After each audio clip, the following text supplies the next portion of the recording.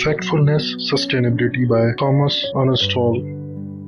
कल्पना कीजिए एक ऐसी दुनिया की जहां पर्यावरण की हर खबर डर और सनसनी से भरी होती है। प्लास्टिक से सने समुद्र, कटते जंगल, विलुप्त होती प्रजातियां और खत्म होते संसाधन, हर तरफ सिर्फ अफरा तफरी। लेकिन ऐसे शोरगुल के बीच एक आवाज है थॉमस अर्नस्टॉल की। उनकी किताब फैक्टफुलनेस एंड सस्टेनेबिलिटी उस रोशनी की तरह है जो अंधकार में भी रास्ता दिखाती है। यह किताब डर नहीं दिखाती, सच दिखाती है, वह भी ठोस तथ्यों और गहराई से किए गए शोधों के आधार पर। थॉमस उन मुद्दों को उठाते हैं जो आज के दौर में सबसे ज्यादा चर्चा में हैं, जैसे प्लास्टिक प्रदूषण, वनों की कटाई, जैव विविधता की क्षति और हमारी असीमित उपभोग की आदतें। लेकिन वो इन विषयों को केवल भावनाओं के सहारे नहीं छूते, बल्कि वैज्ञानिक डेटा और जमीनी अनुभवों के आधार पर उन्हें सरल और समझने योग्य बनाते हैं। हर अध्याय में वह एक आम धारणा को चुनौती देते हैं। वो हमें यह सिखाते हैं कि डर और तथ्य में फर्क करना जरूरी है। उनकी भाषा सरल है लेकिन सोच बेहद गंभीर है। उनके विश्लेषण और फील्ड में की गई रिसर्च हर पन्ने को एक यात्रा जैसा बनाते हैं जो आपको दुनिया को नए नजरिए से देखने पर मजबूर करती है। लेकिन यह किताब सिर्फ समस्या गिनवाने वाली नहीं है। थॉमस नकारात्मकता में भी आशा की किरण ढूंढते हैं। वो दिखाते हैं कि प्रकृति कितनी लचीली है और हम अगर सचेत हो जाएं तो टिकाऊ जीवन शैली को अपनाकर कितना कुछ बदल सकते हैं। खास बात यह है कि वह बताते हैं कि हम पहले से कितनी प्रगति कर चुके हैं और आगे बढ़ने के लिए हमें क्या क्या व्यवहारिक कदम उठाने होंगे। उनकी चर्चा में खाद्य प्रणाली, भूमि उपयोग और समुद्रों के मृत क्षेत्र डेड जोन जैसे गंभीर विषय भी आते हैं, लेकिन वे इन्हें भी बड़ी सहजता से हमारे सामने रखते हैं। यह किताब है आंकड़ों और वैज्ञानिक समझ के सहारे प्रकृति को देखने की एक नई दृष्टि। आज जब हर तरफ भावनाएं और अफवाहें हावी हैं, यह किताब शांति से सच्चाई के साथ